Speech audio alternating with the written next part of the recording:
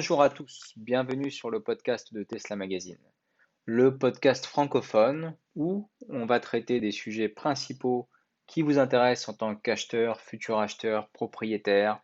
Voilà, la cible est suffisamment large pour être intéressante et pour permettre de partager, d'échanger en commentaire parce que tout l'enjeu de ces podcasts est là, c'est de pouvoir créer un débat, ouvrir un débat, poser des questions et ensuite voir comment chacun peut contribuer au sujet à sa mesure en fonction de son expérience et en fonction de ses idées aussi, parce qu'on peut.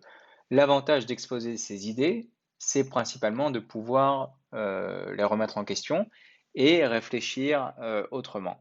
Donc aujourd'hui, on va traiter le point de l'autonomie. L'autonomie, c'est un facteur essentiel dans le choix du véhicule électrique, mais en fait, c'est majoritairement un argument qui est porté par les personnes qui ne croient pas véritablement au véhicule électrique. Parce que l'autonomie d'un véhicule, avec les infrastructures de recharge, c'est les deux points qui sont portés en exemple pour dire que le véhicule électrique est davantage un gadget, quelque chose de sérieux. Bien entendu, maintenant c'est de moins en moins le cas puisque tout le monde s'est mis au véhicule électrique. Donc on ne peut plus dire que l'autonomie est un point qui blesse. Aujourd'hui, on dit davantage que l'autonomie dépend de vos besoins et c'est une réalité. Donc, suivant que vous ayez besoin de faire des longues distances au quotidien, suivant que vous ayez besoin de recharger au final de façon extrêmement limitée au cours du mois, soit parce que vous n'avez pas envie de la brancher tous les jours, soit parce que vous n'avez pas envie d'installer une borne chez vous et que vous voulez profiter de l'infrastructure de recharge qui vous est offerte, soit près de chez vous, soit dans un réseau propriétaire comme celui de Tesla avec les superchargeurs ou le réseau Ionity pour les véhicules allemands, c'est pour faire simple, même s'il y a Ford qui est inclus dedans. Mais voilà, en gros, ça dépend des choix de chacun, mais l'autonomie, à chaque fois, est une question que les commerciaux doivent poser aux clients, de quelle autonomie vous avez besoin, ou auquel ils doivent répondre, parce que souvent le client pose directement la question. Quelle est l'autonomie du véhicule? Déjà, il faut savoir que ça dépend de votre utilisation. L'autonomie du véhicule est fonction de son utilisation, des conditions météorologiques, d'un certain nombre de facteurs qui sont nombreux et qui sont importants lorsqu'on appréhende le véhicule électrique. En gros, c'est une nouvelle façon de conduire. Si vous voulez optimiser votre batterie, c'est comme l'usage d'un téléphone portable, il faut adopter une façon de faire qui est différente. On a détaillé tout ça dans plusieurs articles sur Tesla Magazine, qui sont des articles dossiers, de fond, qu'on va vous mettre bien sûr en description et qui vous permettront d'aller plus loin sur le sujet.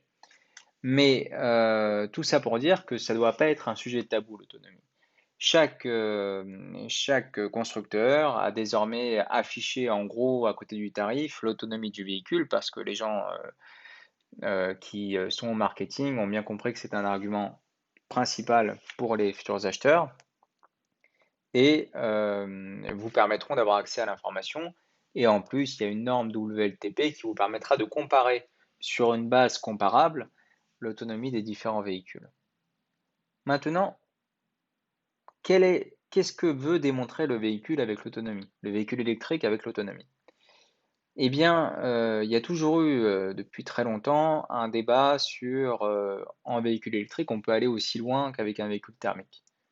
Donc, quand on le compare à un véhicule diesel, c'est vrai qu'il y a un certain écart, en fait, par rapport à un plein et à une charge, il y a un certain écart de 300-400 km.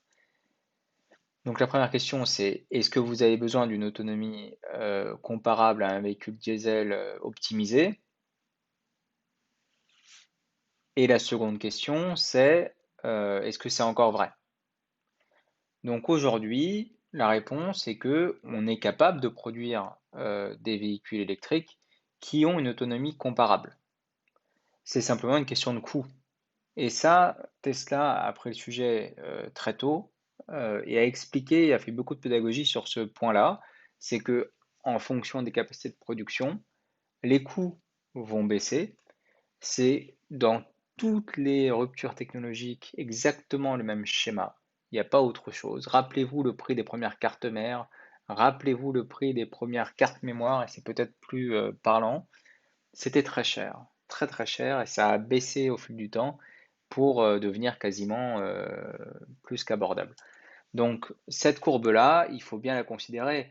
Et en fait, en moyens techniques et en capacité, bien entendu que les constructeurs sont capables d'implémenter des batteries qui ont 1000 km d'autonomie, mais ça coûterait très très cher. Et c'est pour ça qu'en ce moment, il y a beaucoup d'effets d'annonce sur des constructeurs qui se lancent et qui annoncent une autonomie euh, très haute, tout simplement pour justifier de leur délai de production.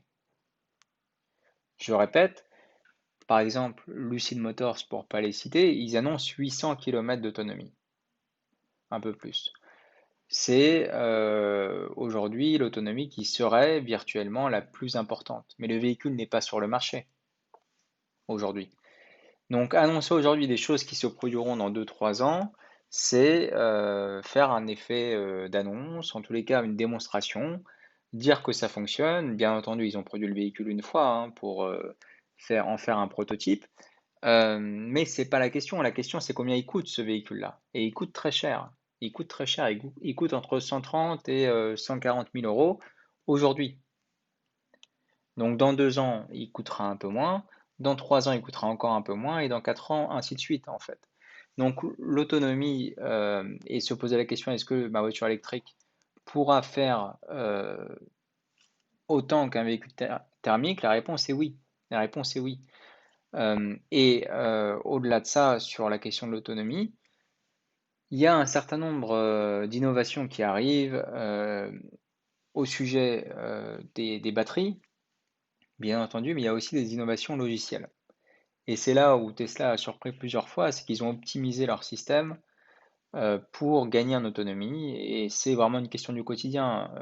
L'objectif, c'est qu'on a des véhicules sur le marché, il y a des véhicules sur le marché, ils doivent être optimisés. Ils doivent être optimisés en permanence. Donc l'objectif, c'est d'avoir toujours des véhicules qui soient les plus optimums possibles pour que les consommateurs bénéficient des dernières innovations. Tout est fait pour.